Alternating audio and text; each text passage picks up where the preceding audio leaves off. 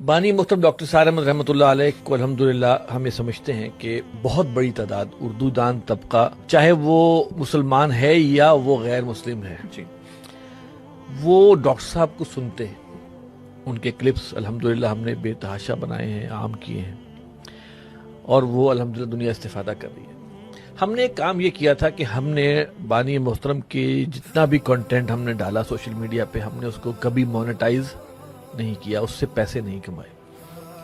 لیکن دنیا کو پتا ہے کہ یہ کمائی کا ایک ذریعہ ہے. اب معاملہ یہ آ رہا ہے کہ ہمارے چینلز کے علاوہ کچھ چینلز اور ہیں، اگرچہ بہت سے اور لوگ بھی اچھے ہیں جو اس کو مونیٹائز نہیں کر رہے ہیں.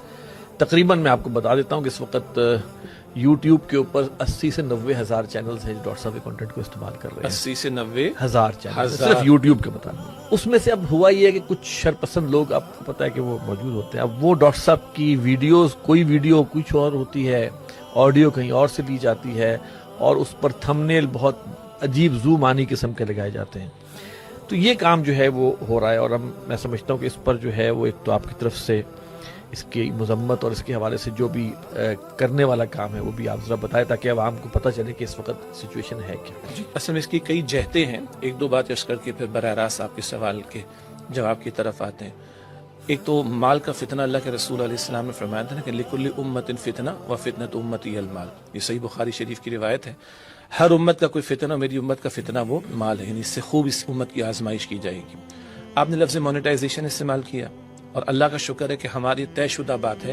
اس فورم پر ہم ایک سے زائد مرتبہ یہ بات کہہ چکے ہیں، اپنی پالیسی اناؤنس کر چکے ہیں کہ تنظیم اسلامی کے بانی ہوں ڈاکٹر اسرار صاحب رحمۃ اللہ علیہ، یا آج میں میرے تنظیم کی ذمہ داری پر، یا کوئی اور ہمارے مدرسین ہوں، ہمارے اصول طے ہے کہ ہماری ان تمام پروڈکشن سے ویڈیو کلپس ہوں، تفصیلی دروس ہوں، کوئی مونیٹائزیشن، کوئی کمائی کا تصور ہمارا نہیں ہے. ہم نے اس کے اوپر اپنے پر پابندی لگا رکھی. البتہ ظاہری بات ہے جس کو آپ نے فرمایا کہ اب لوگوں کو، کیونکہ دنیا سن رہی ہے ڈاکٹر اسرار صاحب کو رحمۃ اللہ علیہ، اور آپ نے اچھی وضاحت فرمائی، مسلمان ہی کیا غیر مسلم بھی سنتے ہیں.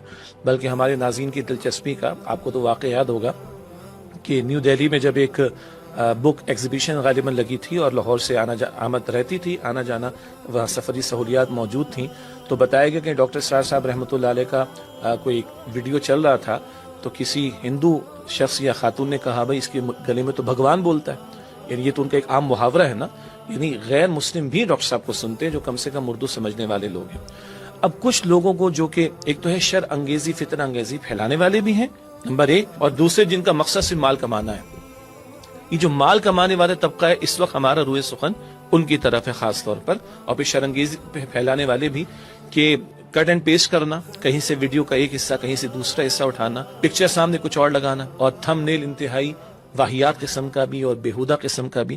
اچھا، ہمارے ناظرین یہ بھی نوٹ کر لیں کہ یہ معاملہ ڈاکٹر اسرار صاحب رحمۃ اللہ علیہ تک محدود نہیں ہے، بلکہ اور بھی ہمارے دور کے علماء، بعض مدرسات اور دیگر مدرسین، ان کے ساتھ بھی سلسلہ، یہ بہت بڑا فتنہ ہے، فتنہ شیطانی قسم کا معاملہ.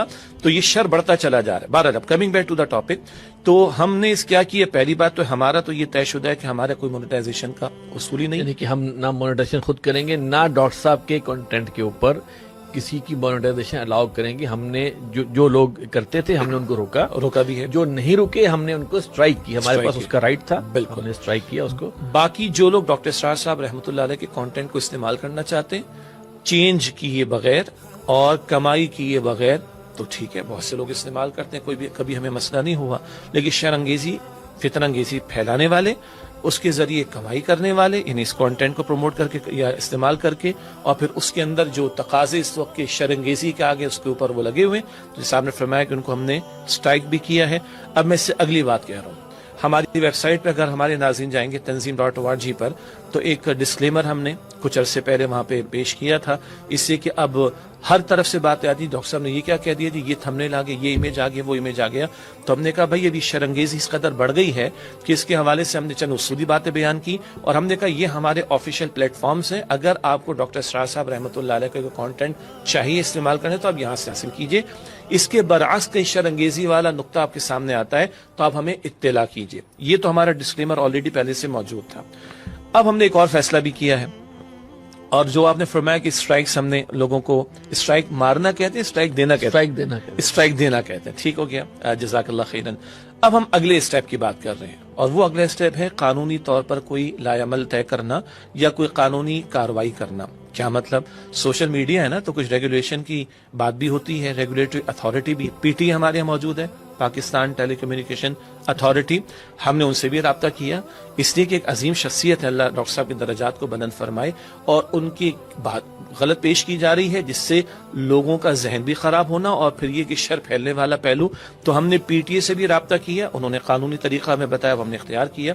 اسی طرح آپ کو پتہ ہے کہ ہمارے ریاستی ادارے، وہ اس میں سائبر ونگ ہوا کرتا ہے، ایف آئی اے کا سائبر کرائم ونگ ہے، سائبر، بالکل صحیح، اور یہ سائبر کرائم جو ہوا کرتے ہیں اس میں یہ فال کرتا ہے، تو ہم نے پھر ایف آئی اے سے بھی رابطہ کیا ہے، اور ان کے ضابطے کے مطابق ہم نے وہاں بھی ایک دو لوگوں پیکا کے قانون کے تحت بھی یہ لوگ جو ہے وہ پیکا کو تھوڑا سا اگر یعنی یہ بھی اصل میں وہی ہے کہ جو سوشل میڈیا پر جو کنٹینٹ کا غیر محتاط استعمال ہے، جی، اس کے لیے ریگولیشنز جو بنی ہیں، قانون بنا ہے پیکا کے تحت، تو وہ بھی ایک قانون ہے جس کے تحت اب ہم نے باقاعدہ، جیسے آپ فرما رہے ہیں کہ ہم نے کارروائی کا آغاز کر دیا، اور ان چینلز کو ہم نے اب ان کی لسٹ جو ہے وہ فراہم کر دی ہے۔ صحیح۔ تو انشاءاللہ تعالیٰ ان تک ہمارے حکومتی ادارے پہنچیں گے اور پھر ان کو ان کی زبان میں سمجھائیں گے۔ صحیح۔ اور حاصل کلام یہ کہ اب ڈسکلیمر اور اسٹرائک دینے سے آگے بڑھ کر ریاستی ادارے جو ان معاملات سے منسلک ہیں یا ان کو چیک کرتے ہیں، ان تک بھی ہم نے رسائی حاصل کی ہے، اور قانونی راستہ ہم نے اختیار کیا، تاکہ اتنا عظیم جو اثاثہ ہے اور اتنا عظیم جو کام اللہ تعالیٰ نے ڈاکٹر صاحب سے خدمت لی ہے،